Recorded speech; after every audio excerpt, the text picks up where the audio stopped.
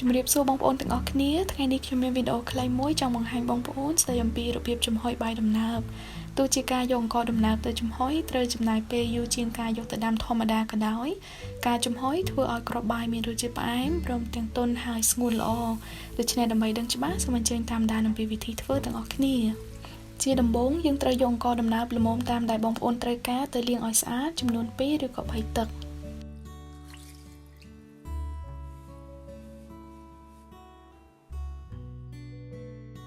បន្ទាប់ពីបានលាងអង្ករស្អាតហើយយើងត្រូវចាក់ទឹកត្រជាក់ធម្មតាត្រាំអង្ករនេះរយៈពេល4ម៉ោងប៉ុន្តែបើបងប្អូនអត់សូវមានពេលបងប្អូនអាចត្រាំវាលឿនជាងនេះក៏បានដែរ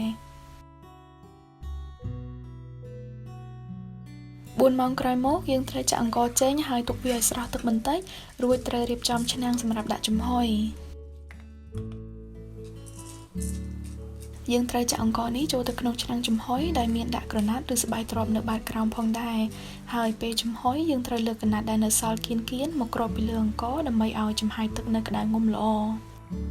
រួចត្រូវចំហុយវានៅលើទឹកកំពុងពុះរយៈពេល30ទៅ40នាទីឬយូរជាងនេះអាស្រ័យទៅលើរយៈពេលដែលបងប្អូនបានត្រាំអង្ករ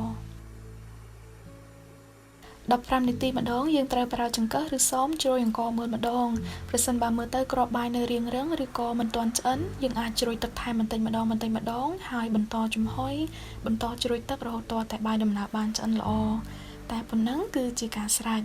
ប៉ុន្តែដោយបងប្អូនបានឃើញអង្ករដែលខ្ញុំប្រើគ្រាប់វារាងខ្លីៗដូច្នេះពេលឆ្អិនភ្លាមមើលទៅមិនសូវទំនងឆ្ងាញ់ដោយអង្ករដំណើបផ្សេងនោះទេ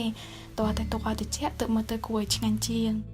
អរគុណច្រើនបងប្អូនទាំងអស់គ្នាដែលបានចំណាយពេលទស្សនាវីដេអូរបស់ខ្ញុំនៅថ្ងៃនេះប្រសិនបើបងប្អូនមានសំណួរឬយោបល់សូមសរសេរ comment នៅខាងក្រោមហើយសូមបងប្អូនជួយចុច like និង subscribe YouTube channel និង Facebook page របស់ខ្ញុំផង